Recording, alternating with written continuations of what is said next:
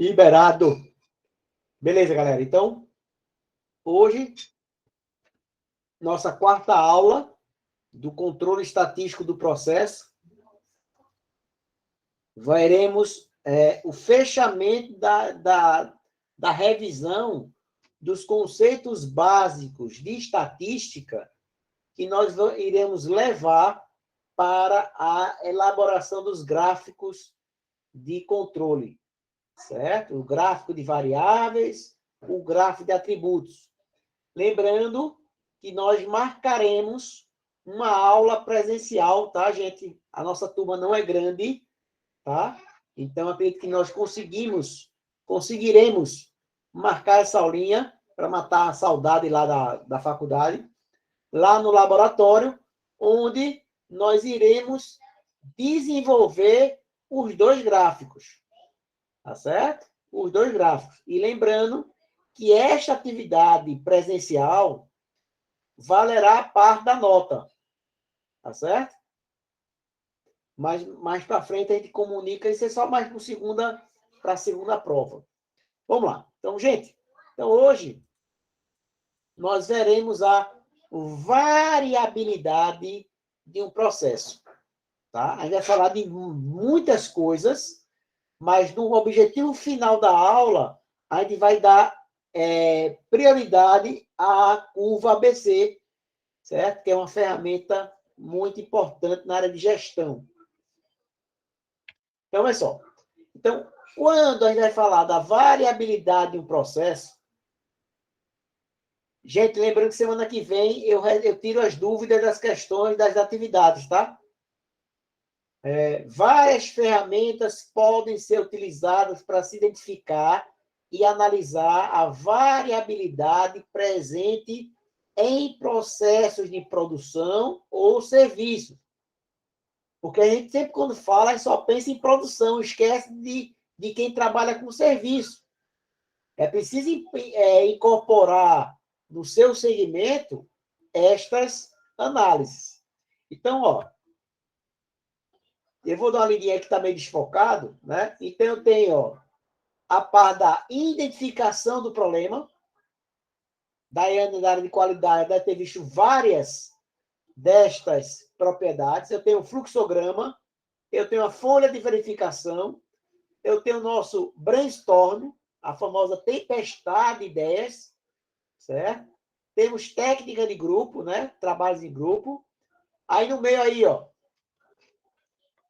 eu tenho causa-efeito, aquele famoso gráfico de espinha de peixe, tá? Se der tempo, a gente dá uma aula para falar sobre isso também, certo? Mas isso é mais dentro das ferramentas da qualidade. Gráfico de Pareto, gráfico sequencial, estratificação, histograma, diagrama de dispersão. Olha o nosso assunto aqui, gráfico de controle. E análise de força de campo. Tá? Então, nós temos ferramentas que são utilizadas para identificar o problema e temos ferramentas para analisar o problema. Por quê? Existirão falhas inerentes ao processo. E essas falhas não tem como você retirar. Porque o custo é muito alto, tá? Mas a gente vai conversar isso a partir da semana que vem.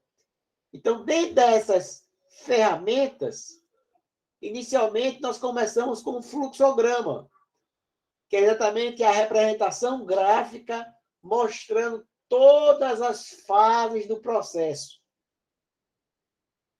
Gente, quem sabe isso é o coringa da empresa. Porque ele consegue otimizar todas as atividades do processo. Claro, para saber todas as atividades, eu preciso o quê? Criar um fluxograma. O que vem primeiro, o que vem depois, o que fazer quando a resposta esperada ela não é atingida. Então, você vai ter que ser deslocado para outro processo. Tá? Fluxograma do processo dá uma visão geral de todos os passos do processo, pode ser aplicado a qualquer caso, fluxo de materiais, fases da operação de vendas, fornecimento do produto, ou seja, qualquer etapa, qualquer processo, você pode fazer a aplicação do fluxograma. Então, algumas sugestões para construção e interpretação do fluxograma. Primeiro, definir claramente os limites para o processo. O limite inferior e o limite superior. Use os símbolos mais simples possíveis.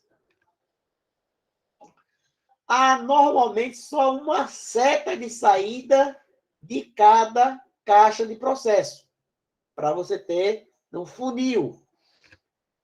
Caso contrário, pode-se requerer um diamante de decisão.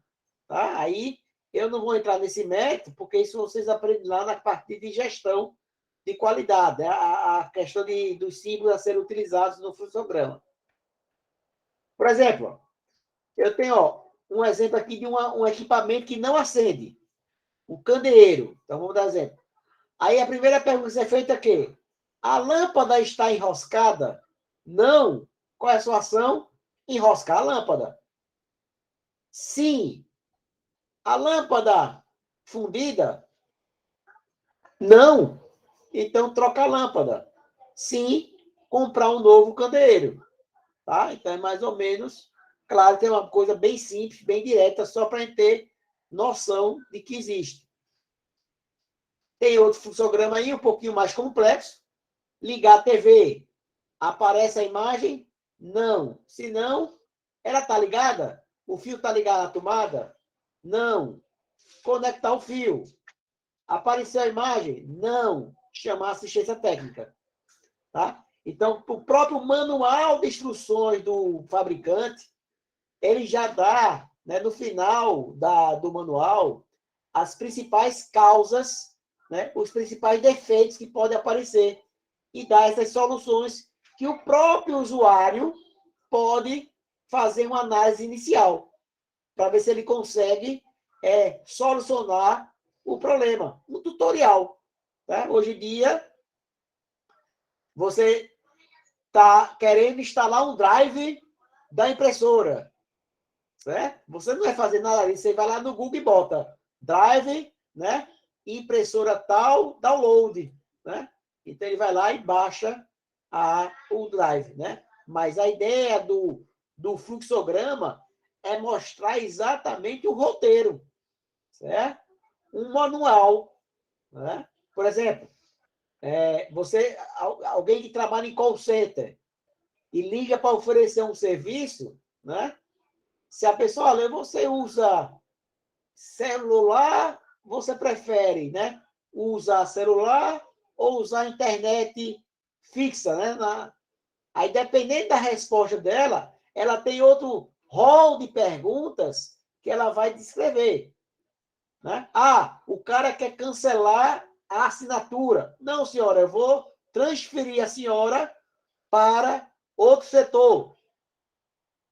Porque a missão dela é só o quê? Vender produto. Né? Aí vai chegar outra pessoa para oferecer um desconto para você não deixar de ser cliente. Já é outra aba do processo lá de fidelização de clientes, sei lá como é que ele chama esse caso aí, tá certo, gente? Então, no caso do fluxograma, ele dá exatamente os limites do processo. Né? Ou seja, ligou a TV, apareceu a imagem, sim. A imagem é boa? Sim. Vá assistir o programa. A imagem não está boa? Vá operar os ajustes. A imagem ficou boa? Não. Então, vai chamar assistência técnica. Então, antes de você acionar a assistência técnica, você precisa tomar todas essas medidas que o próprio fabricante já lhe diz. Tá? Já informa para você. Se você vai seguir ou não, aí é outra coisa. Mas a ideia é você ter esse processo aí, beleza? Mas isso aqui é só para constar que existe aquelas ferramentas da qualidade, tá? analisadas. Folha de verificação, né, é exatamente você preparar um questionário para aplicar em loco. Né? Então, a folha de verificação é um procedimento usado para responder a pergunta: com que frequência certos eventos acontecem? Né? Então, ele vai aplicar esta pergunta, este questionário, essa folha de verificação, para verificar exatamente o que está acontecendo no processo de fabricação de um objeto, por exemplo. Então, para uso dessa técnica, deve ser estabelecido claramente o seguinte produto, né? O produto. Fixar qual evento deve ser estudado, definir o período durante o qual os dados serão coletados, construir um formulário claro em fase de manuseio, coletar os dados honestamente, certo? Ou seja, o pessoal de PPI, né, que aplicou um questionário, é exatamente isso, né? Foi criado uma folha de verificação para verificar com que frequência algo acontece no interior da empresa. Então, no caso aqui, ó, eu estou analisando os defeitos de uma peça em cada mês, referente à dimensão, ao acabamento e ao peso. Então, estou vendo que no mês 1, no primeiro mês de avaliação, ocorreram 7 erros, 7 defeitos. No segundo mês, 5 defeitos, 5 peças com defeito. Na verdade, não precisa nem ser 5 peças, né? Porque pode ser uma peça que saiu a dimensão errada, mal feita e fora do peso. Ou seja, apesar de ser 3 defeitos, é uma única peça, mas contabiliza aí como um defeito, tá certo? Então, foram identificados aí, ó, 17 defeitos. E mais da metade dos defeitos diz referente a quê? Ao peso. Não está querendo saber se está acima do peso ou abaixo do peso. Mas o peso da peça não foi aprovado. Lembrando que quando a gente vai analisar um lote, eu tenho uma tolerância para mais e para menos. Tá? Exatamente por conta disso. Vamos lá. Aí algumas sugestões, aqui vai ficar só como sugestão mesmo, que a gente não vai fazer isso, né? Que não é do nosso programa. Tenha certeza que as observações amostrais sejam as mais representativas possíveis, tá? Então, a nossa amostra, ela tem que ser relevante. Eu não adianta eu querer fazer uma amostra, uma pesquisa sobre pessoas que fazem crossfit e eu vou pesquisar as pessoas acima de 80 anos. Então, minha amostra, ela não é representativa em relação ao público-alvo. Claro que pode ter pessoas acima de 80 anos que façam crossfit, mas é mínimo dentro dessa amostra, tá certo? Não vai dar um gráfico, não vai ter informações relevantes para o seu estudo. Tenha certeza que o processo de amostragem é eficiente, de forma que as pessoas tenham tempo para fazer isto, né? E não para fazer de qualquer jeito, né? Responder sem analisar. Construindo uma folha de verificação, verifique se a população é não homogênea, não da mesma máquina, pessoa. A população deve ser homogênea, senão deve ser primeiramente estratificada, ou seja, agrupada. Lembra que a gente viu lá passada? A gente viu a questão de distribuição de frequência.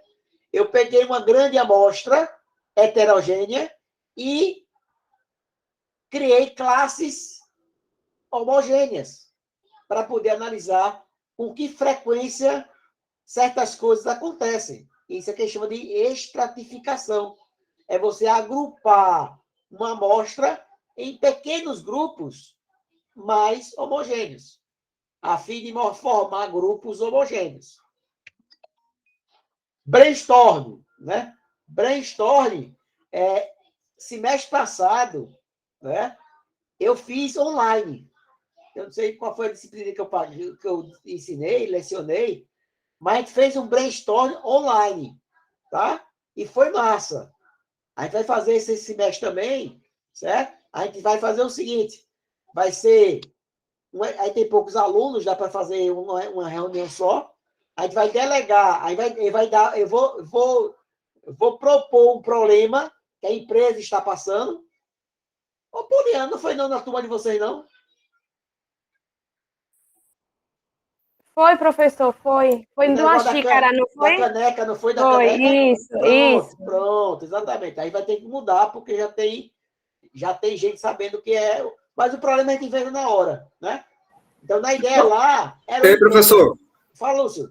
já que o senhor já falou da dica para Poliana, pode deixar, porque nada mais é que a expulsão de Débora Stone, né? Vamos trabalhar o caso sobre isso aí. Não, mas aí o problema já foi solucionado. Agora a gente tem que inventar outro problema, certo? Professor. Porque lá a ideia era criar uma caneca, né? Aí o pessoal viajou, né? Criou uma caneca que mexia somente, autoaquecia, tinha um comportamento. Ó, a galera viajou, a turma realmente saiu. Eu fiquei muito feliz porque a turma realmente saiu da caixa mesmo, certo? Foi legal por conta disso. E aí foi delegado um líder, uma pessoa da equipe, uma pessoa da sala, foi o líder da reunião, certo? Eu participei também como colaborador da reunião, e o gestor ele foi coletando as informações, as ideias de cada um, né? E consolidando, ou seja, pegava a minha ideia e a ideia de Alicia, e só essas duas ideias elas podem caminhar juntas, né? Então, na ideia, o segredo do brainstorming é que não tem ideia tola, por mais besta, por mais idiota que seja ela vai contribuir, certo? Para a construção da solução do problema que a empresa está passando. E é uma solução que precisa de quem? De todos os setores da empresa. O setor de compras, Ei, o setor de professor, operação. Fala, Lúcio. é positivo que você não está falando, né? É uma ferramenta boa, utilizada mais no hoje como auxílio do diagrama de Chikawa, Isso. e ou seja, com a intenção de solucionar problemas e que o mesmo se você reincidir, né? Então, boa ideia essa aí, professor.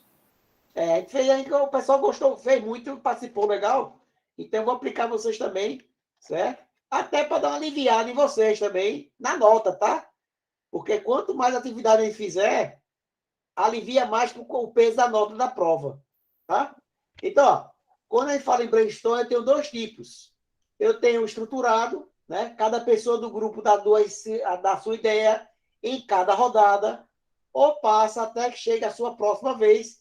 Isso obriga até os mais tímidos a participarem, contudo, pode criar certa pressão, né? E o não estruturado é os mesmos simplesmente dão as ideias, conforme ela vai aparecer. É por isso que dá origem à questão da tempestade, certo? Então, se cria um ambiente mais descontraído, relaxado, porém o risco da reunião se perder, certo? Você sabe que tem certas coisas que perde o foco da reunião, tá? Eu indiquei esse livro para a galera do semestre passado. Cadê o livro? O livro é Desculpe, Estou em Reunião. Tá? É um livro que exatamente ele dá orientações para tornar as suas reuniões mais produtivas. Deixa eu ver se eu acho aqui, tá na minha... Caraca, não sei onde tá. Alguém mexeu aqui. Máquina, não, tem coisa de... É porque tem um setor de gestão, tem um setor de segurança do trabalho, tem um setor aqui de física, aí tá. Alguém misturou a bagunça aqui. Mas a ideia é essa, tá? Depois eu passo lá no grupo a foto do livro, que vale a pena vocês darem uma lidinha. A parte de gestão. Lembrando que vocês são gestores, tá? Então, toda e qualquer ferramenta que você consiga implementar junto à sua equipe, com certeza você vai colher bons frutos. Não tem essa. E aí, uma coisa que eu aprendi a primeira coisa para se tornar uma reunião bem produtiva, ela tem que ter hora para começar e hora para terminar. Certo? Porque quando a reunião não tem hora para acabar, e aí você vai espremer a reunião, vira mais happy hour do que reunião. Tá? Você começa a falar, e aí uma equipe vai falar da outra, vai soltar gracinha, e aí perde o foco, aí não volta mais. Eu tentei achar aqui, mas realmente não está aqui. Linguagem do corpo, organização, inteligência nacional. Caraca, ninguém sai da minha casa, roubaram o meu livro. Vamos lá, vamos embora. Então, algumas regras aí para um bom brainstorm. Nunca criticar ideias, tá? Há muitos anos atrás, eu fui sócio de um curso, né, especializado em concurso público, e aí havia uma reunião trimestral, semestral, onde juntava os sócios e os professores, né? E aí, como eu era sócio e professor, eu tinha que falar respondendo pelas duas partes. E aí o sócio majoritário do curso, ele tinha o seguinte comportamento. Ele escutava todo mundo, beleza, achava a ideia de todo mundo massa, mas no final dizia, mas vai ser feito do meu jeito, porque eu acho que o meu jeito é o melhor para a empresa. Né? O que aconteceu com isso? Com o passar do tempo, ninguém ia mais para a reunião. Quando ia, entrava multa, saía calado. E quando ia, era só para reclamar e criticar, porque sabia que qualquer outra contribuição positiva não seria ser acatada. Né? Então, alguns anos depois, a empresa fechou. Né? Porque o cara não consegue gerir uma equipe sozinho. Ele vai 1 ano, 2 anos, né? O pessoal começa a sair, entra mais gente, entra gente nova, mas chega um ponto que, né, que a corda estoura. Então, nunca critique ideias, aceite todas as ideias. Escrever em um quadro negro, né? As ideias, né? A turma usa muito post-it, né? Aqueles adesivos e vai enchendo o quadro lá de informação. A visão global das ideias serve de estímulo para novas propostas e também evita mal entendidos, ou seja, alguém pode dar uma ideia e se alguém, por acaso, não entender a ideia, que geralmente acontece, que é uma das principais falhas em todo projeto, de toda empresa, é a comunicação. É a comunicação interna entre os próprios setores.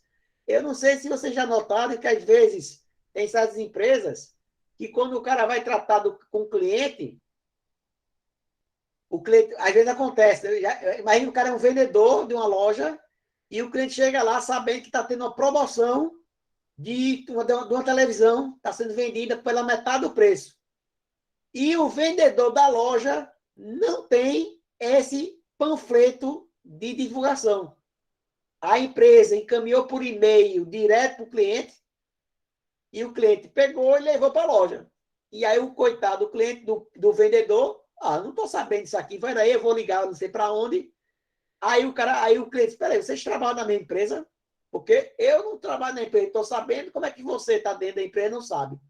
Certo? Então, para evitar mal entendidos, temos que investigar, temos que investir na comunicação entre as pessoas da empresa. Então, na hora que você levanta uma ideia e alguém lá não entende, não é criticar, eu sou contra, não tem essa gente, sou contra. É tentar entender qual é o ponto que aquela ideia quer chegar. Isso é no segundo momento. A primeira ideia, o primeiro momento é você jogar o que mais? Escrever as palavras do participante e não a sua interpretação, né? Não é o cara falar uma coisa e vou escrever. Eu entendi que é isso que ele quer. Né? Aí depois eu disse, peraí, mas eu não falei isso. Não, mas desculpa, é que eu entendi que você estava falando isso. Às vezes o cara quer ajudar e pegou a informação.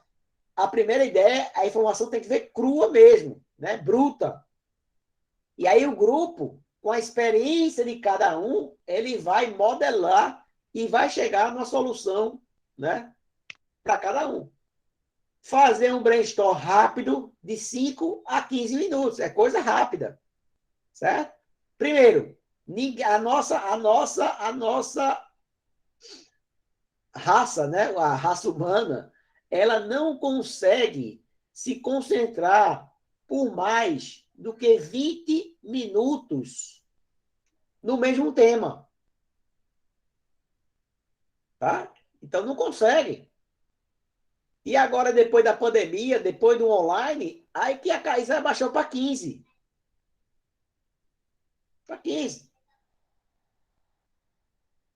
E eu vou nem baixar mais, porque se você vai pesquisar um vídeo no YouTube, antes de começar o vídeo, tem um anúncio, né? E o anúncio dura assim, para você poder pular o anúncio, ele passa 6 segundos, né? Você não consegue pular o anúncio, né? Antes de 6 segundos. Você vai ter que pelo menos assistir um pedacinho para ver se você vai querer continuar ou não a continuar assistindo aquilo ali. Se aquele produto ou aquele serviço que você está sendo bombardeado lhe agrada.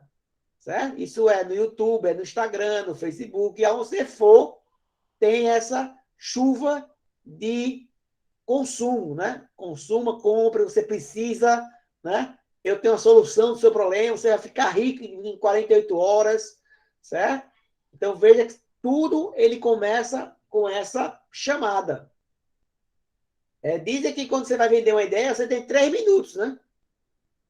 Tem um programa muito bom, aquele Shark Tank, né? Tank Shark, né? Aquele seriado que os empreendedores vão encarar 3 feras, né?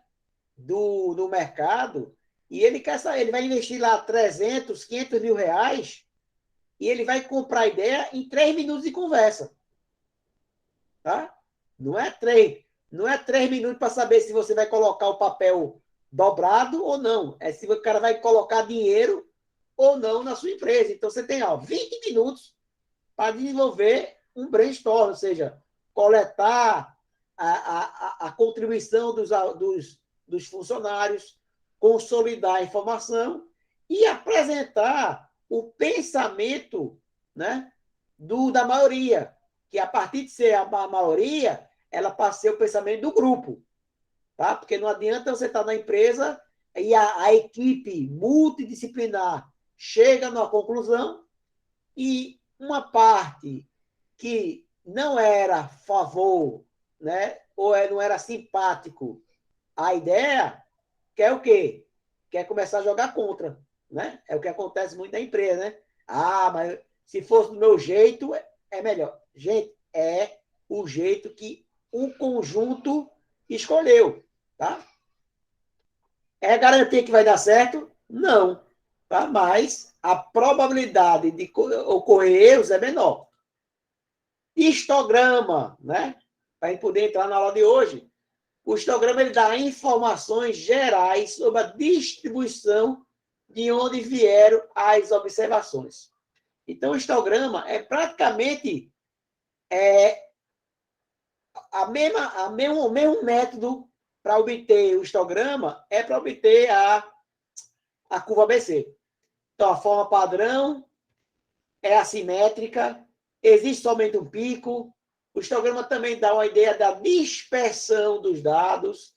Por natureza, o histograma é um gráfico de colunas que pode ser construído com bases horizontais ou verticais.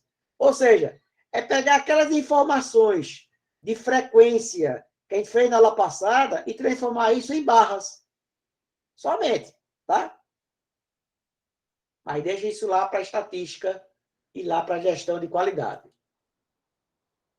Por exemplo, olha lá, diz o seguinte, sejam os dados abaixo da espessura de chapas metálicas, tomou-se uma amostra com 100 chapas e mediu-se a sua espessura. Faça o histograma dos dados e comente os resultados. Então, você tem aqui, a minha amostra. Eu tenho 1, 2, 3, 4, 5, 6, 7, 8, 9, 10. Eu tenho 1, 2, 3, 4, 5, 6, 7, 8, 9, 10. 10 com 10, eu tenho 100 chapas que foram medidas a sua espessura, e ele quer saber qual é a mais comum espessura da chapa. Veja que eu estou querendo saber um valor mais comum. Os dados estão muito dispersos. A especificação de projeto para este tipo da chapa é de 3,47, mais ou menos 0,08. Qual é o percentual de chapas que estão fora do limite de especificação? E letra D, qual o valor da média está exatamente no centro dos limites de especificação? Vamos lá, vamos responder um por um. Então, na verdade, é um exemplo que eu não vou responder passo a passo. Olha só, se eu fizer lá, né, a distribuição, né, de amostra, não, tá vendo que eu estou vendo a amostra aqui, ó, de 3,30 a 3,34, de 3,34 a 3,38, de 38 até 3,43, até 3,47, até 3,51, até 3,55, até 3,60, até 3,64, até 3,68. Ou seja, a partir desses dados, tá? Eu criei aqui, ó, 1, 2, 3, 4, 5, 6, 7, 8, 9 classes. Tá? 9 classes. Lembra da aula passada? Como é que eu faço para determinar o número de classes? Né? Então, o K aqui, ó, o nosso K é igual a raiz quadrada de N, né? Que seria igual a 10 classes. Eu podia até usar 10 classes, tá vendo? 10 classes. Mas, na verdade, eu só usei uma classe. A não ser que tenha outra classe aqui sumida que eu não tenha visto. Então, qual é a chapa mais comum? Então, se você olhar aí, você vai encontrar que a espessura mais comum está entre 3,47 e 3,51, que é exatamente esse intervalo aqui, ó. Onde deu o pico maior. Na letra B, ele quer saber, os dados estão muito dispersos. Aí vamos calcular a amplitude. Ó. A amplitude da dispersão dos dados é R, né, que é range, a gente viu aula passada, é o X menos o X1. Então, eu teria que 3,68 menos 3,30, que seria o limite à direita e o limite à esquerda. Então, a minha amplitude de dispersão seria de 0,38. A especificação do projeto para esse tipo de chapa é 3,47 mais ou menos 0,08. Ele quer saber qual o percentual de chapas que estão fora do limite. Então, ó, estão fora do limite de especificação de 3,39, 3,55. Né? O percentual de 10% das chapas, consequentemente, é só você contar aqui, né? Ó, eu tô fora de 3,39 até 3,55. Né? Até aqui, né? Nesse caso, então, hein, professor, é só você diminuir e acrescer os 8 milímetros, né? Não no lugar de 3,47, né? Aí você tem o percentual, correto? E aqui é a tolerância, né? 3,47 mais 0,08 dá o limite superior. 3,47 menos 0,08 dá o limite inferior. Dentro desse limite, eu estou aceitando, né? Eu estou tá dentro do padrão. Certo? Então, você vai precisar saber, aí você teria que contar, né? Teria que contar aqui, né? Quantas amostras, deixa eu só voltar aqui, ó. Você teria que contar aqui quantas amostras teriam maior do que 3,55 e menor do que 3,39. Né? Você teria que fazer essa contabilidade aí para poder encontrar esse percentual. Tá? Então, fazendo essa continha aqui, aí encontrou que 10% das chapas, consequentemente, deve tentar diminuir a dispersão dos dados, de modo a colocar praticamente todos os valores dentro dos limites da especificação ideal. Tá? Porque eu tenho que estar dentro aqui, né? Eu tenho que estar obedecendo a este limite. Tá? E a letra D, qual o valor da média, considerando a aproximação de duas casas decimais, o centro é de 3,47, né? Que é exatamente aqui, ó. Aqui é a minha medida de tendência central e aqui é a minha variância, né? A minha variação, o meu desvio, né? Para a direita e para a esquerda, certo? Mas para hoje, né? Vamos entrar no diagrama de Pareto, tá? O pessoal da administração está cansado de estudar Pareto, né? Pareto é aquele cara que fez aquele teorema, né? 20/80,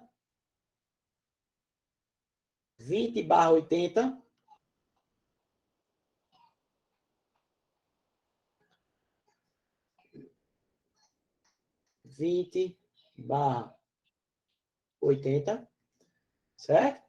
O que ele dizia? Ele dizia que 20% das suas obrigações, ou seja, 20% daquilo que você vai monitorar, vai corresponder a 80% do impacto financeiro. Então, se você não tem energia, não tem fôlego para controlar todas as atividades, você vai controlar de maneira rígida em torno de 20% das atividades, e essas 20% das atividades, ela vai ter um impacto financeiro no seu projeto, na sua indústria, na sua empresa, de 80%. Então, questiona, eu não consigo controlar todos os meus problemas. Sim, mas controle os piores. Só que você precisa saber quais são os piores, os mais importantes. É que a gente vai ver a partir de agora. Então, ó, diagrama de Pareto é um gráfico para indicar qual problema relacionado com a variabilidade dos dados deve ser solucionado primeiro, a fim de se eliminar defeituoso e melhorar o processo. Gente, ele não vai dizer qual é a solução. Ele vai apenas identificar o problema que você precisa ser analisado. Deixa eu só voltar aqui para esse slide aqui, ó. Aonde está o gráfico de Pareto, ó? Identificação do problema. Está aqui, ó, gráfico de Pareto. E ele, em parte, ele vai ser usado para quê? Para analisar o problema, porque você vai analisar já no próprio... ele vai indicar quais são as ações que você vai ter que tomar, né? No caso aqui. Então, existem muitos aspectos da produção que podem ser melhorados. Lembre do famoso PDCA. PDCA. Vou fazer sacanagem com... Deixa eu ver quem está na sala aqui. Daiana está na sala. Vou tirar sacanagem com ela. Daiana, você que é a nossa monitora de qualidade, o que é PDCA? PDCA? É. Mas, professor, que estranho que o senhor me botou agora. Porque eu vou dizer a minha definição, que é a melhor de todas. Você não vai encontrar isso no livro. Tá? A minha diz o seguinte, o P, vocês aprendem no livro que é de planejar, né? Plan, né? Isso, Plan, não, o meu é prometa. Prometa? É a minha definição, é prometa. Ah. Prometa. O D, lá é de quê? Do, né? Do, né? Do, né? Desenvolver. Desenvolver. Do, né? Agir, né? Bom, o meu é depois. O C é o quê? Checar. Né? Checar, né? O meu é Isso. corra. E o A é o quê? Agir. Ação. Action, né? Action, né? O meu é corra atrás. Então, o PDCA, na prática, na teoria é lindo, tá? Ah, é. É lindo, mas na prática é prometa e depois dê um jeito de resolver. Certo? Brincadeira à parte aí, mas o PDCA, que é o ciclo contínuo, né? A melhoria contínua, né? É por isso que quando a gente vai fazer orientação de TCC, tem certos alunos que não terminam o TCC nunca. Por quê? Porque toda vez que ele lê, ele refaz, ele refaz, ele refaz. Chega no ponto que a melhoria que vai ser acrescentada não vai mais dar resultado. Então já está na hora de quê? De entregar o trabalho. Certo? É mais ou menos o que acontece, né, nas empresas. Né? Eu tenho que analisar, né, eu tenho que planejar, né, eu tenho que agir, eu tenho que implantar, eu tenho que verificar, né, e depois eu tenho que consertar, eu tenho que agir, né, eu tenho que reagir, né, eu tenho que ação, né? Ação, né? Você tem que saber onde está. E você vai ter que sempre fazer isso aqui, ó. Claro que cada vez, né, a verificação, o nível de qualidade vai ser melhor, e aí você vai, mas ele nunca para, tá? Não existe toda empresa que chegar na sua estabilidade, ela morreu, tá? Ela morreu. Porque todo mundo tem algo que possa fazer. Aquela famosa frase, né? Não há nada tão bom que não possa melhorar. Não tem. Até a Coca-Cola, né? Quem gosta de Coca-Cola, né? Essa maldição da Coca-Cola, o cara, né, pode querer tomar outros refrigerantes, mas quando toma Coca-Cola, ele sabe que é Coca-Cola, né? E também, pelo outro lado, não tem nada tão ruim que não possa piorar, né? Ou seja, a melhoria, ela é contínua, tá? Então, tem exatamente isso. Então, o diagrama de Pareto é uma ajuda nesse sentido e é o primeiro passo na direção do melhoramento do processo. Ou seja, eu vou identificar quais são as atividades que eu preciso ficar de olho, tá? E a partir das observações coletadas em cima destas atividades, é que eu vou propor melhorias ao processo. Não é riscar o processo e criar tudo novo. Não é assim. É você fazer pequenas contribuições, a não ser que o negócio esteja ruim. Aí, se estiver ruim, né? Santa Cruz, manda fechar e abrir de novo. Tá ruim demais. Não adianta mais contratar jogador, treinador, certo? Juiz, não vai dar mais jeito. Certo? Aí chegou no ponto que tem que arrancar a página e começar do zero. Tá? Mas, nos processos que nós acompanhamos dentro da empresa, né, tudo pode ser melhorado dentro de uma crítica construtiva, com a intenção de obter melhores resultados. Tá? É assim que eu entendo a contribuição de todas as equipes. Porque o que a gente vê por aí é um setor colocando a culpa no outro setor. Ah, eu comprei a peça errada porque a pessoa que fez o pedido pediu a especificação errada. E aí o cara vai dizer, não, mas quem pediu essa peça não fui eu. Eu só fiz fazer a cotação de preço. Quem me passou essa especificação foi um engenheiro de produção lá a peça que ele pediu foi essa. Né? E aí, em vez de buscar usar a energia para solucionar o problema, isso dentro de gestão de projetos, ó, gestão de projetos,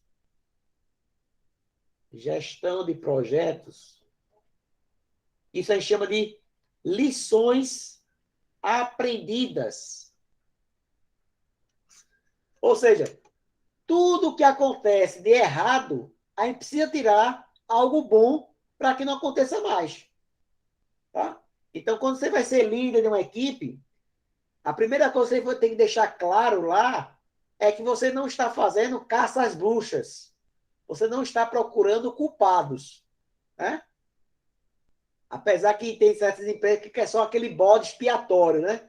Ó, demite fulaninho que toda a culpa pelo prejuízo ocasionado pela empresa foi de fulaninho, tá? Tem um vídeo muito legal, eu geralmente eu passo nas minhas turmas, sobre o... É uma simulação, né? É um videozinho, que são dois, na verdade, são dois vídeos. Ele fala... são dois que falam de gerenciamento de projetos. Da gerenciamento de escopo, tá? Eu estou falando muito isso porque algumas pessoas aí da turma, quando se formarem, vão fazer MBA em gestão de projetos, ou alguém vai fazer mestrado em gestão de processos, tá? Para ser consultor da área, porque o segredo é você trabalhar nessa fragmentação. É você pegar o resultado, o produto, fracionar nas atividades e você vai atuar em cada atividade. O método Kanban, né? Acho que todo mundo já ouviu falar do método Kanban, né? É um método bastante visual, que você consegue trabalhar até com alguns colaboradores de menor conhecimento, né? Assim, pessoas mais simples. Eles conseguem, porque ele usa desenho, cores, né? Você tem exatamente esse modelo aí para você garantir que o seu processo, para você atingir lá a certificação de qualidade, a ISO 9000, certo? Você precisa ter uma padronização em todos os processos. Tá? E não é somente você falar, ó, tem que fazer assim, e isso em qualquer setor, né? Você tem lá um restaurante chique, né? Um gourmet, lá um bistrô, né? Então, os pratos, eles precisam ter um padrão. Em alguns casos, né? Não precisa nem ser gourmet, né? Você for lá para o shopping, né? Para o shopping, para a Pizzaria Atlântico, para o Donatário, para esses restaurantes aí, esses quiosques de lanchonete, o cara lá dentro, né, o cara que está montando o prato, ele tem uma foto de como o prato tem que ficar. Porque se não faz isso, vai ficar como aquele cara que chega na padaria e vê aquela foto daquele hambúrguer monstruoso na parede, e aí você pede um, porque viu a imagem, poxa, deu fome. E quando chega o maldito, né, o hambúrguer, o anêmico, né, não é nem 10% do que está na foto. Né? Tu nunca mais vai pedir aquele sanduíche. Né? Porque você sabe que aquilo que ele está propondo não é aquilo que ele entrega. Você pode até vender uma vez, mas não vende mais. A não ser se for barato demais, né? Se for R$ 1, pô, o cara compra 5, né? Porque o cara não está nem aí para comparar a expectativa e a realidade. Quem nunca ouviu isso, né? Expectativa e realidade. Tá? Mas vamos lá, estou falando bobagem. Então, o diagrama de Pareto revela se uma tentativa de aperfeiçoamento produziu um resultado positivo, pois ele mede o impacto do aperfeiçoamento. Então, quais são os passos? Primeiro, selecione os problemas que serão comparados e enumerados pelo grau de importância através de brainstorm. Por exemplo, qual é o maior problema de qualidade no departamento A? Por exemplo, departamento de compras. Aí você chega lá, olha, qual é o pior problema no setor de compra? O cara vai dizer, é quem está com equipe reduzida. B, não temos internet. C, a impressora está quebrada. Então, ele vai dizer lá qual é o problema mais, né, grave, né? Claro, dentro de qualidade, dentro do serviço de qualidade, quem vai atender. O cara vai dizer, aí o cara dizer, o salário está atrasado, né? Ou o salário está congelado há 20 anos e o cara está lá, certo? Nessa história. Aí o cara pergunta, e por que você está aí há 20 anos, né? Então, por que você está há 20 anos no mesmo lugar se está insatisfeito? Vá procurar outro lugar, rapaz. Eu escutei uma frase que é importante, que eu tomei para mim, certo? Aquele cara da CNN, né? Aquele cara que é especialista em comportamento, me fugiu o nome dele agora. Ele fala o seguinte: o cara, era uma dúvida do ouvinte e dizia: Fulaninho, eu trabalhei 20 anos numa empresa, dei sangue pela empresa e fui demitido. Né? E o cara estava lá pé da vida porque estava dizendo que tinha sido injustiçado, que não sei o quê, não sei o quê, não sei o quê. Aí o cara disse mesmo, meu amigo, olha, é o seguinte, você não é para dar sangue pela empresa. Tá? Você precisa ser comprometido pela empresa. Ninguém está dizendo que você deve fazer como mole. Você precisa dar sangue pela sua família. É diferente. Certo? Então, se você passou esse tempo na empresa, você recebeu pelo seu serviço. Ah, se foi muito ou foi pouco, mas ninguém botou uma faca no seu pescoço, né, para aceitar. Uma coisa é você, no meio de uma crise, uma pandemia, você aceitar um emprego menor para não ficar parado. Mas aquilo é o que a gente chama de chuva, né? É aquela chuva que aí depois que o sistema normalizar, você volta para a realidade. É diferente de alguém estar 20 anos numa empresa fazendo a mesma atividade, está achando que é servidor público, né? Está esperando se aposentar. Né? Então, na verdade, quando vai para a iniciativa privada, não é bem assim. Né? Você vale o quanto você produz para a empresa. A conta deve ser essa. Certo? Não tem amiguinho. Né? O cara lá não é seu amiguinho. Ele vai lhe pagar pela sua produtividade. E sem falar que a tendência normal das coisas é não ter mais salário. Tá? O que é que ele faz? Olha, você vai desenvolver um projeto para mim e esse projeto vai durar 36 meses. Quanto você me cobra para esse projeto? Eu quero dizer, eu cobro de você 300 mil reais. Beleza. O que é que eu faço? Eu vou pegar esses 360 mil reais e vou dividir pela quantidade de meses que vai durar o projeto. E aí você vai ter uma ideia de, não é um salário, é uma parcela do seu serviço. Tá? Então, a tendência do futuro que os menores já estão fazendo, que é o tal do MEI. Né? O MEI, ele presta serviço para a empresa, emite nota para a empresa, e a empresa paga, mas não paga os impostos, as contribuições do cara. É o cara que tem que correr atrás. Certo? Então, a tendência do futuro é exatamente essa. Né? Ah, você é engenheiro, você vai acompanhar uma obra lá no sertão. Quanto é que tu me cobra? Ah, 50 mil reais. Pronto. Vou te pagar 5 mil reais por mês para tu fiscalizar a obra. Pronto. Não é carteira assinada, é um contrato que eu estou vendendo um serviço, que às vezes deixa de ser CPF e passa a ser CNPJ. É o futuro, viu, gente? É o futuro. Não tem para onde correr. Tá? Eu não sou sindicalista, eu não estou dizendo nada a favor ou contra, mas estou falando na realidade. Tá? É o que vai acontecer. Tá? Então, vai trabalhar de consultor. Né? Então, o que a turma tem feito com o vendedor? Né? Eu acho que o vendedor, o cara bota o cara para vender, não cobra o horário do cara, mas disse, ó, tu vai ganhar em cima do que tu vender. Aí o cara vira bicho, né?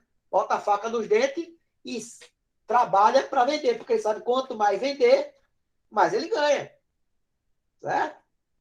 Ah, se não vender, tem lá uma ajuda de custo lá, né?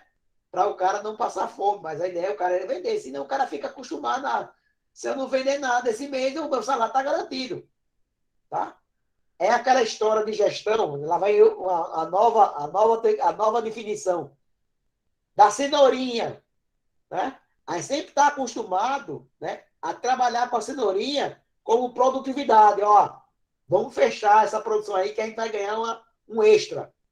É massa? É.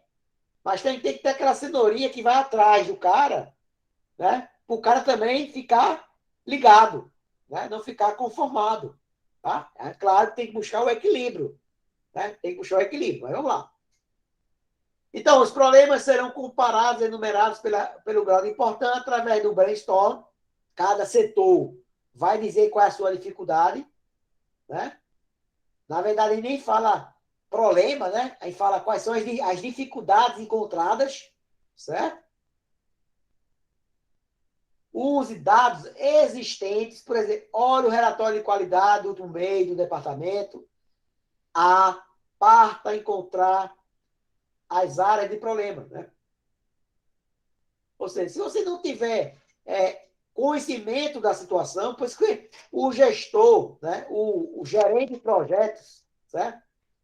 É aquele cara que sabe de tudo um pouco e no final não sabe de nada, né? Mas ele sabe que de cada atividade ele sabe um pouquinho. Por quê? Para ele conseguir avaliar o desempenho de cada profissional em cada setor, em cada peça. Então, a habilidade do gestor em escolher a peça certa para desempenhar o papel certo, correto, é um dom. Tá? O cara precisa pegar lá o cara, que é nó cego, né? O cara lá que é da CIPA, né? Laís está aí, né? Todo cipeiro é nó cego. É ou não é, Laís? Laís morreu. Laís foi vender placa fotovoltaica. Professor. Ei, não, Laís. Fala aí, Laís. Laís é técnica de segurança, por isso que eu apanhei ela. E o marido dela é engenheiro elétrico e trabalha com energia solar, por isso que eu estou tirando essa gracinha com ela. Mas o cipeiro, né? Quer ter uma CIPA de verdade em qualquer empresa? Tire a estabilidade da CIPA.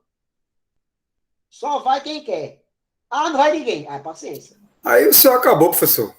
Não vai ninguém, né? Lógico. Ninguém. Aí o senhor está querendo achar uma agulha no meio do paliteiro. Mas, mas é que tá. Mas o que é vendido a CIPA é feita a brigada de incêndio, o brigadista de uma empresa. Né? Aquele cara que fica responsável lá, bota lá né? Aquele adesivo aquele elástico bota lá. Bota o logotipo lá do bombeiro lá, bota a camiseta vermelha e... Não você vê. Ó, Laís, Laís apareceu aí, professor. Tá aí, ó. Laís, fala. Ó, foi mal, Laís. Desculpa, você também. Eu tô falando que na CIPA só tem bonzinho.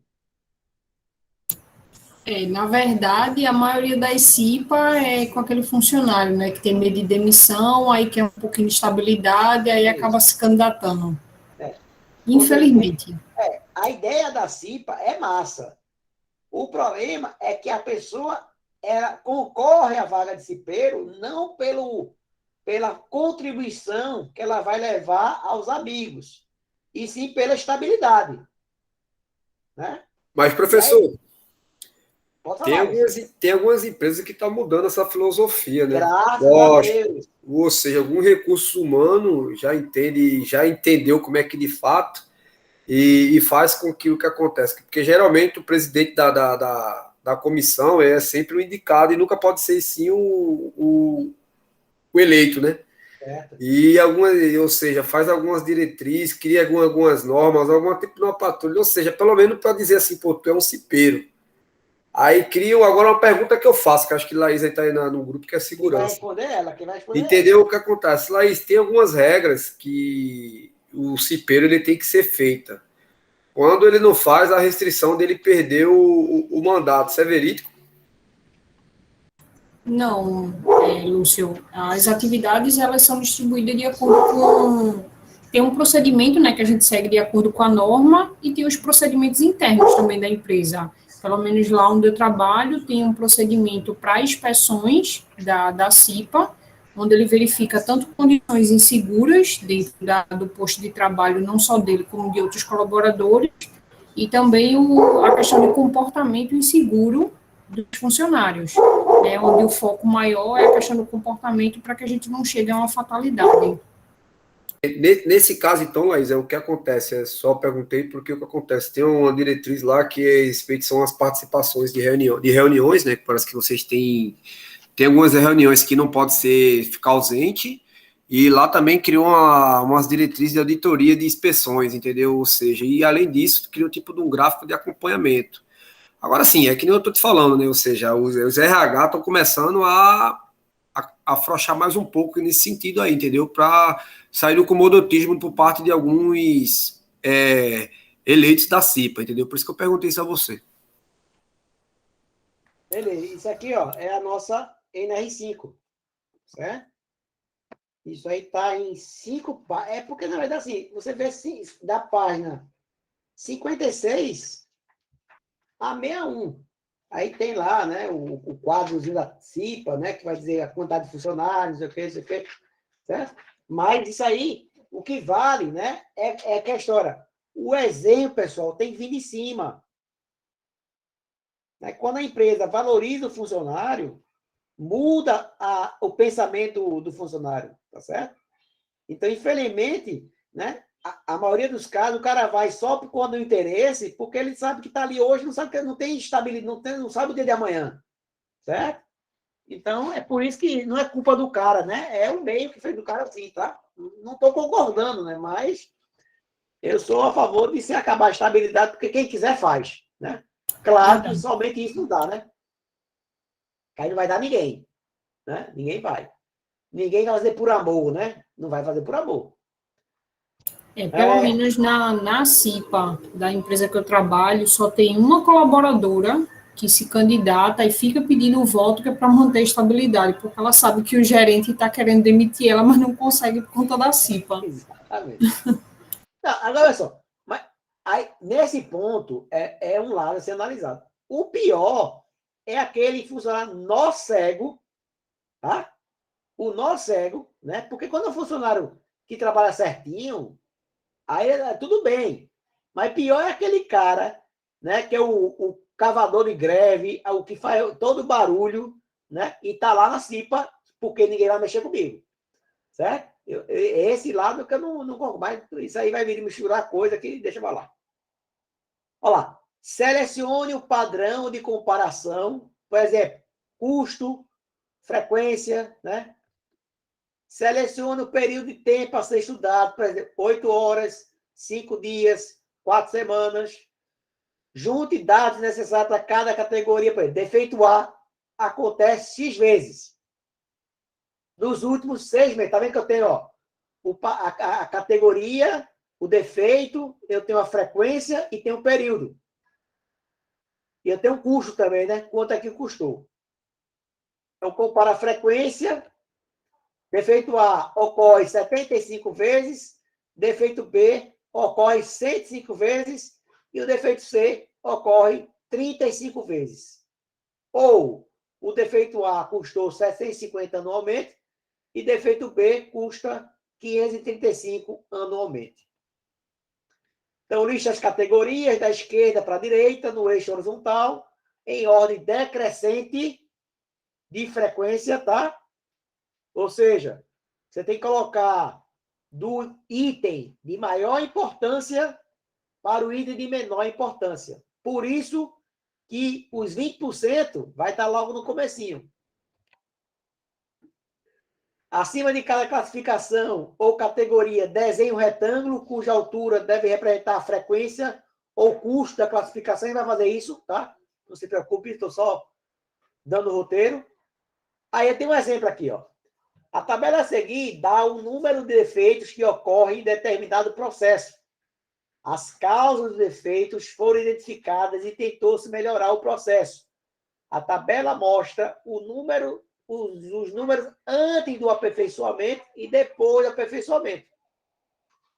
Os diagramas de Pareto correspondentes estão em seguida. Então, tá lá. Então, tem aí, ó, antes do aperfeiçoamento, eu tenho a rotação imprópria, 44, ruído, 14, falhas, pressão, sobra, falha completa e outra. Então, eu coloquei aí, ó, de esquerda para a direita, da esquerda para a direita. Do maior para o menor. Menor. Certo? Então, o que é que eu tenho aqui? Aqui em vermelho, eu tenho um acumulado. Tá? Então, eu tenho aqui, ó, 44. É só você pegar a quantidade de efeitos que você tem e pegar 44 e dividir pela quantidade. Já fez aula passada. Aí vai calcular o percentual que vai dar em torno aqui, ó, de 50 e pouco por cento. Quando você vai somando, você vai chegar aqui acima de 80 aqui, vamos ver aqui, por exemplo, aqui, ó. E nessa região aqui, ó. Nessa região aqui, essa categoria aqui, ó, essa região aqui, ó, é a categoria A. Certo? Só para dar um exemplo. E aí, depois que você identificou aqui, ó, que essa faixa aqui tinha 44 falhas, você atuou aqui, ó. E aí, esta rotação aqui, que no slide anterior tinha 44, caiu para 8. Ou caiu para... Rotação, né? Cadê? Rotação era 44, caiu para 8. Tá? Então, veja como você conseguiu, né, fazer um processo mais homogêneo, né? Claro que você pode agora atuar aqui, ó, no ruído. Certo? E aí você vai fazendo, ó, o PDCA. Você vai fazendo essa brincadeira, né? Vamos trabalhar, né, cada período uma dificuldade, um problema diferente. Pois vamos lá fazer agora, né? Vamos botar a mão na massa. Então, olha só. Então, quando se fala em curva ABC, o gráfico de Pareto, serve para a gente. Todo mundo já viu aqui o gráfico de Pareto? Alguém não conhece a curva ABC?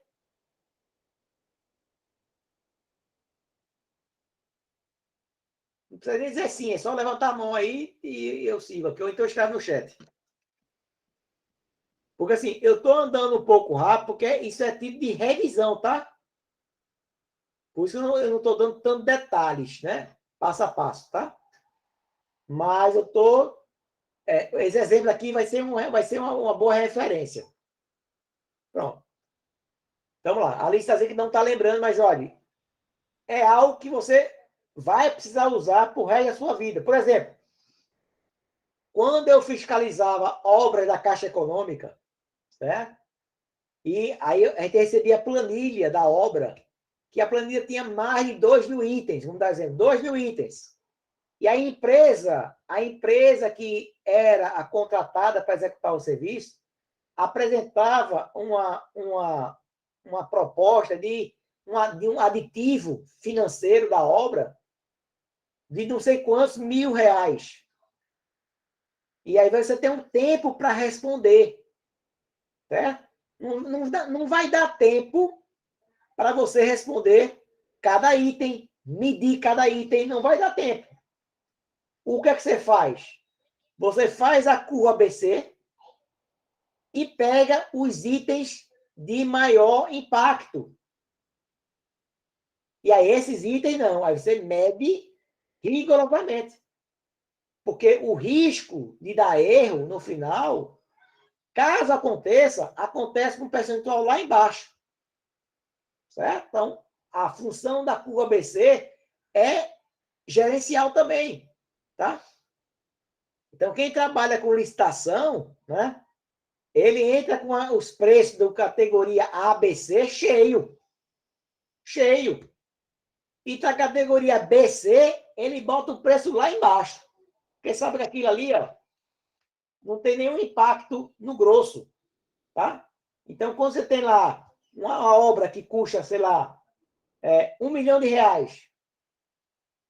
e ele sabe que a categoria B e C corresponde a 15% em média, o cara bota um preço na categoria BC lá embaixo. Né? Aí por isso que quem analisa a licitação tem que ver a planilha toda, porque senão o cara vai ver que tem um serviço lá que não dá para fazer. ele vai receber metade da obra logo e depois ele vai abandonar a obra. Certo? Então tem que ter cuidado na hora de analisar a planilha. Então, lá. Então, ó, a empresa ADM Brasil SA precisa definir critérios prioritários de suprimentos para itens de consumo regulares. Por decisão de seus administradores, passou a coletar dados para a confecção de um sistema de classificação ABC, conforme podemos visualizar pela tabela abaixo. Então, eu tenho 15 produtos que não me interessa o nome, tá? É só questão didática. Eu tenho qual é o consumo que eu tenho anual de cada produto e eu tenho o preço unitário de cada um. Então, por exemplo, o produto 1, aqui não é o mais caro, tá? Não está na ordem ainda, mas o produto 1 aqui, ó, ele tem o consumo anual de 1.000 unidades e o preço de R$2, ele custa aqui, ó, 2 milhões. Ou R$2.000, no caso, né? É 1.000 vezes 2. Já o caso aqui, ó, desse produto aqui, ó, cadê aqui, ó? Produto 9, eu só tenho 50. Consumo 50. Mas o preço de cada um, ó, vale 40. Dá os mesmos 2 milhões. Tá? Então é mais fácil você controlar 50 ou controlar 1.000. Tu vai controlar 50, no caso aqui, né? Porque o valor unitário dele é mais caro. Tá? Outro exemplo aqui, ó. Aqui, ó, 12, tem 8.000 peças. Imagina, alguém já trabalhou em almoxarifado aqui?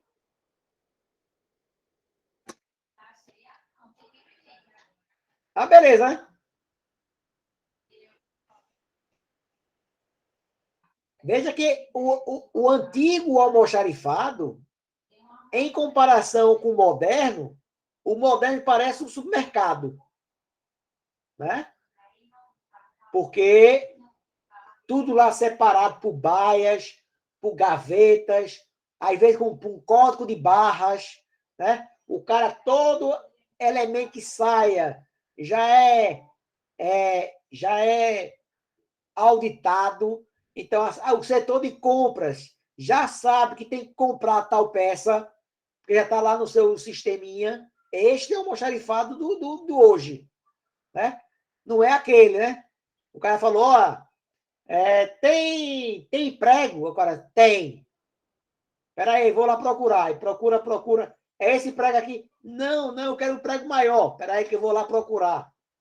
Ó, tem não. Veja o tempo que o cara perde, certo? Você vai na farmácia, né? Comprar o remédio, vai na Drogazil, por exemplo. Aí tá faltando tal medicamento. Aí o cara chega lá no sistema dele e ele fala, ó, senhor, mas tem uma farmácia aqui que está a 1 quilômetro que tem lá. Se o senhor quiser, o senhor paga aqui e você chega lá e retira. O cara não vai perder a compra. Certo? Então, a logística hoje, certo? Hoje não, há bastante tempo, porque a gente acha que logística é somente entregar o produto. Né? É como assim, a gente acha que logística é somente uma empresa de transporte, né? É o frete. Né? E, pelo contrário, a logística, primeiro, ela está inserida em todas as empresas. E, por último, a tendência, por conta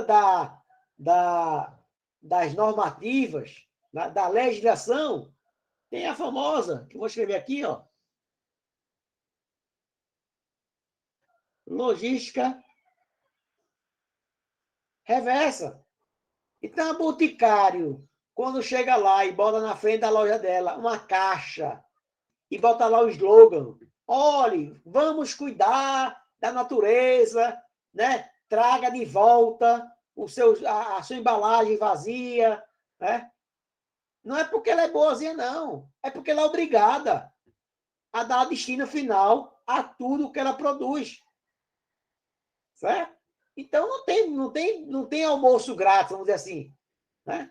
O cara devia ganhar um bônus. Ó, estou trazendo aqui eu estou fazendo o que tu ia ter que pagar para um aterro sanitário, né, particular, privado, para poder destinar o seu lixo. E a tendência no futuro é que isso seja rastreável, né? Você consiga rastrear aonde está aquele produto. Certo? Como, não sei, alguém vai dar um jeito nisso, mas a tendência vai chegar. Então, vamos lá. Então, vamos trabalhar nessa primeira coluna aqui. Então, a primeira coluna aqui, eu vou calcular, né, as categorias A, B, C. E a partir de quê? Da percentagem de cada valor. Então, ó, eu tenho aqui, ó, primeira coisa que eu faço aqui, ó, eu vou colocar, eu vou ranquear, a palavra certa é essa. Eu vou colocar na ordem da ordem decrescente. Por exemplo, aqui, ó, o produto que você não pode piscar o olho é o produto 7, ó. Olha o custo dele.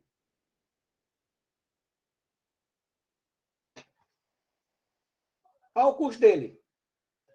Depois, o de 84, olha o custo dele. Depois, o de 40 mil. Então, você vai ter que selecionar, ó, ranquear do grau de importância. A importância é o lado financeiro. Tá? Pode até que tenha um lado social aí, tá? Mas geralmente não é. Fala, Felipe.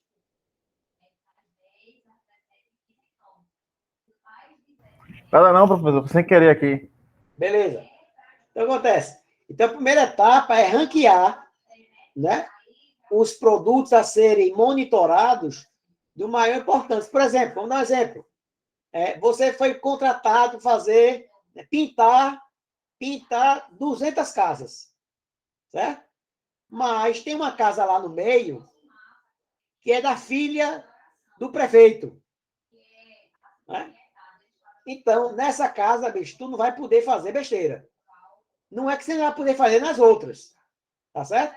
Mas essa casa, você não vai ganhar R$1 a mais por conta dela, né? Você não vai ganhar R$1 a mais por conta dessa. Mas essa tem um grau de importância política, vamos dizer assim, tá?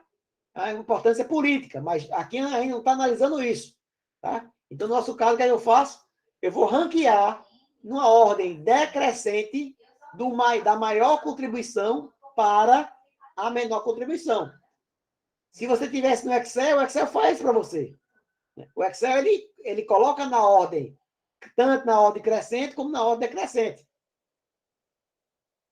Segunda coisa que eu faço, que é, eu vou calcular o percentual aqui, ó, o total desse projeto aqui, dessa compra, desse custo aqui que eu tenho anual, é de R$410 mil. Só que de R$410 mil, ó, quase metade, 46,8, é com esse produto 7 aqui, ó. Então, meu amigo, eu tenho que tratar ele como meu filho. Porque a repercussão de qualquer coisa de errado que dê nele é muito grande. Tá? Então, isso é uma ferramenta gerencial. Tá? Eu tenho que ficar de olho nisso aí. O resto eu posso até fazer vista grossa, desse aqui, ó. Desse aqui, ó. Do 3 aqui, ó. Eu posso fazer vista grossa, porque o impacto dele é muito pequeno. Menos de 0,5%. Então, veja só. Então, aqui, a primeira coluna aqui é a gente calcular o percentual unitário, ou seja, qual é a participação de cada item em relação ao total. Então, eu tenho 46,8, 20,5, 9,8, 7,8. Agora, eu vou fazer o acumulado. Ou seja, eu vou repetir o primeiro e vou somando com o de baixo.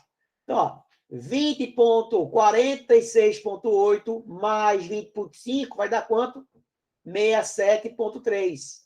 67,3 mais 9,8, 77,1. E aí você vai somando até chegar em 100%. Então, veja aqui, esses três produtos aqui, ó, esses três elementos aqui, ó,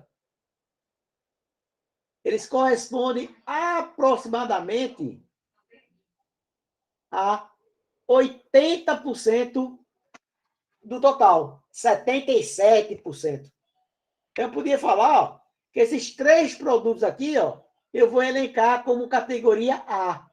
Então, ou seja, o produto 6, ou o produto 7, o produto 8 e o produto 6, eu tenho que ficar em cima. Em cima.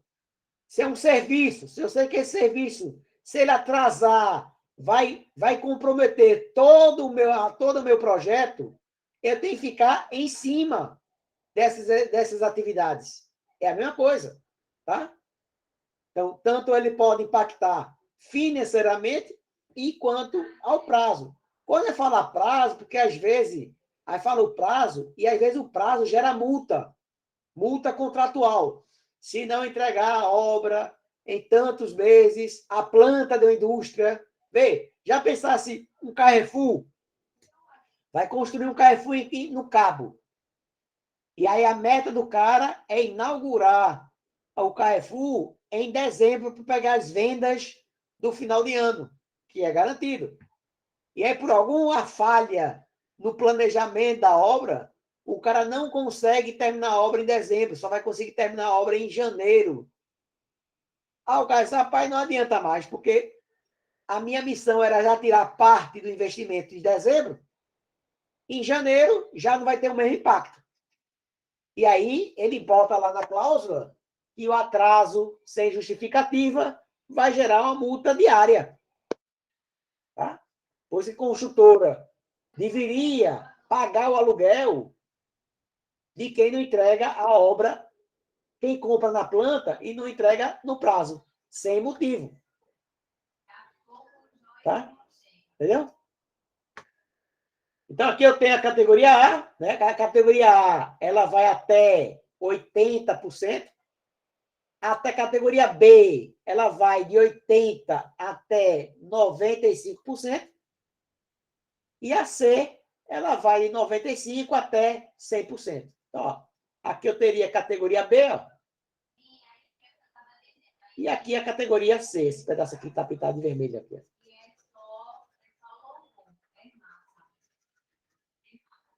Certo? Essa aqui, a categoria B. E aqui, a categoria A.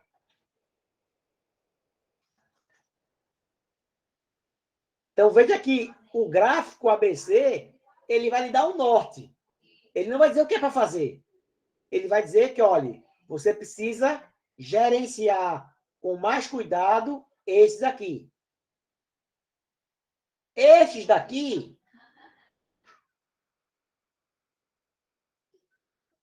e esses aqui.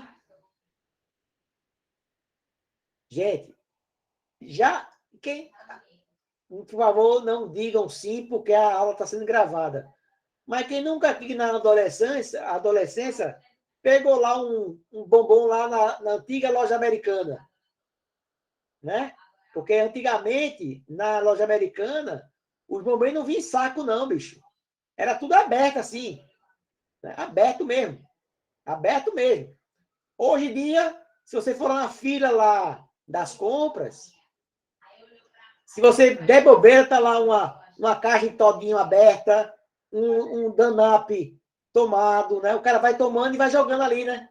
Porque aquela categoria ali, aqueles produtos ali, ó, é a categoria C. Certo? Se ele for gastar dinheiro aqui para evitar esse desperdício, o que ele vai gastar com pessoa ficar passando ali direto, com a câmera direto ali, é muito maior do que ele vai perder. Então, por isso que quando a empresa ela tem lá um percentual de perdas, que ela sobrevive. Manda uma empresa querer desperdício zero. É muito caro. É muito caro. Então, às vezes, é mais barato ter um prejuízo de 5%, 10% do que o cara gastar para ter prejuízo zero. O custo é maior do que o prejuízo. Ah, professor, mas a gente quer fazer isso porque tem uma repercussão na mídia. Aí é outra coisa. Você está investindo na sua propaganda, na sua credibilidade, certo? Ou seja, o nosso produto aqui é 100% reutilizar, ou seja, os produtos que não são aproveitados ou não são aprovados pelo nosso setor de qualidade, Dayana, né, vetou lá o lote, o que ele faz com o lote? Volta para a cadeia, né? Volta para a matéria-prima. É desfeito. Então, veja. Volta para ser revisado, professor. Aí, muito bem. Falta o quê? Volta para a linha de produção para ser revisado. Exatamente. Tá? Antigamente, não, né? Antigamente era lixo. Lixo. Era rejeito, né? Era desperdício. Então, isso gera custo. Certo? Gera custo. Então, por exemplo, areia. Areia é alta extinção. A areia está sendo fabricada hoje em dia. Né? A sílica, né? Está sendo triturada e está sendo vendida como areia, porque a areia está se acabando. São Paulo, se você conseguir comprar areia, é raro. Tá? Então, você tem exatamente esses processos a serem analisados. Beleza? Só para fechar, eu coloquei lá no nosso grupo, no CRESU, está todo mundo lá já inscrito, pessoal, no nosso grupo. Tem algumas pessoas. Tem alguém aqui que é a primeira aula hoje, gente? Eu não estou no grupo, não, professor. Oh, peraí. Qual você não está? Eu sou no grupo, não. Quem não tá Eu no sou grupo, do GPI. Você não está no grupo de CEP? No WhatsApp, não. Tô não. Então, pessoal, então vamos fazer o contrato. Então, quem não estiver no grupo, me manda agora uma mensagem para esse zap aqui, ó, 991379723. Eu vou abrir aqui, vou ler quem está no grupo aqui, ó. No grupo de CEP, eu tenho Eduardo Henrique, Felipe, Jefferson, Laís, Lúcio e Poliana. Realmente está faltando gente. Só tenho 6 pessoas. Tá? Bom, acho que foi a Alice que já mandou uma mensagem para mim aqui. Quando mandar, bota o nome, pelo amor de Deus. Mas a Alice dá. Pronto, a Alice, na foto dela, ela, os cachos dela aqui, tem o nome dela. Certo? Beleza? Outra coisa. No nosso Classroom, também, eu vou botar aqui rapidinho aqui. Só me dê um minuto aqui para abrir aqui a sala. Eu vou botar o link aqui, para quem não tiver lá ainda, acessar rapidinho. Só um minuto. Classroom. Controle estatístico. Pessoas. No Classroom tem mais gente, né? Tem 12 pessoas. Pode ser que tenha todo mundo já. Mas quem não tiver ainda, eu vou copiar aqui e vou botar no chat o convite. Tá? É só aceitar o convite e entra de lá. Tá?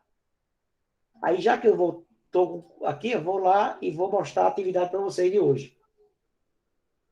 Deixa eu compartilhar com vocês agora.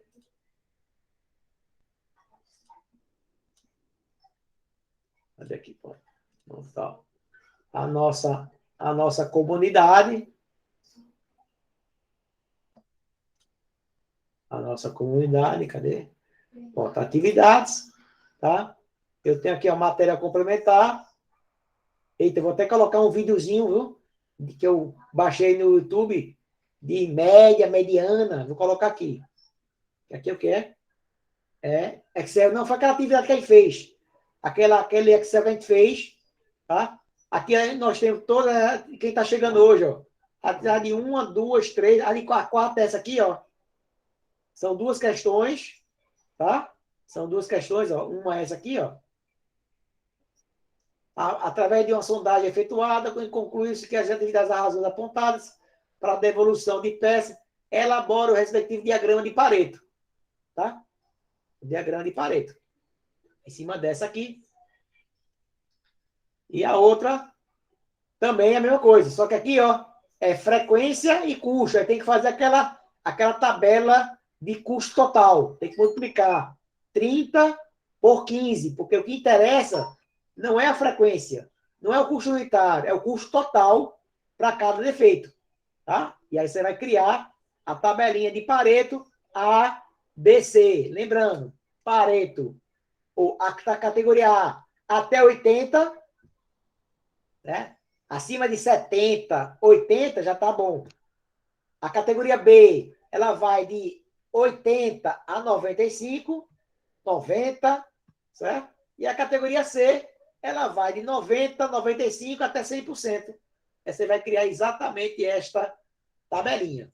Ô, professor, Pois não, Dayana. fazer essas atividades vale ponto? Cada uma vale. No dia da Certo. prova,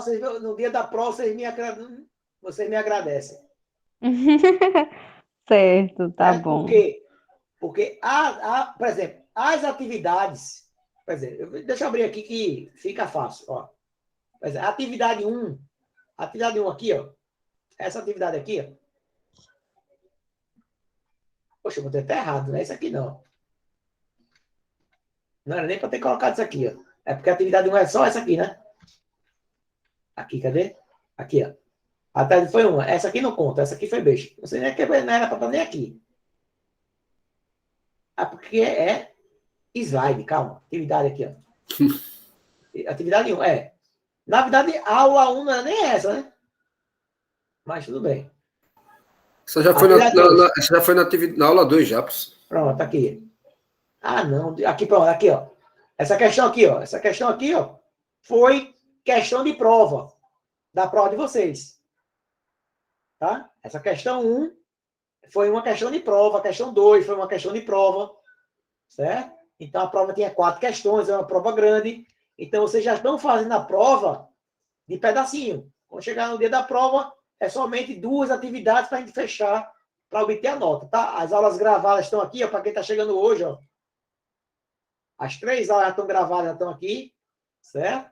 Alguns vídeos complementares, né? Metodologia 5S, controle de qualidade, né? E por aí vai. Então, quem não tiver nesse grupo aqui, ó, entrou alguém aqui, né? Tem 3 pessoas agora, tá?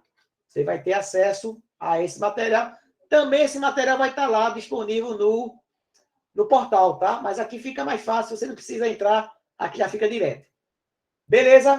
Deixa eu parar a gravação, para não ficar mais tempo do que necessário.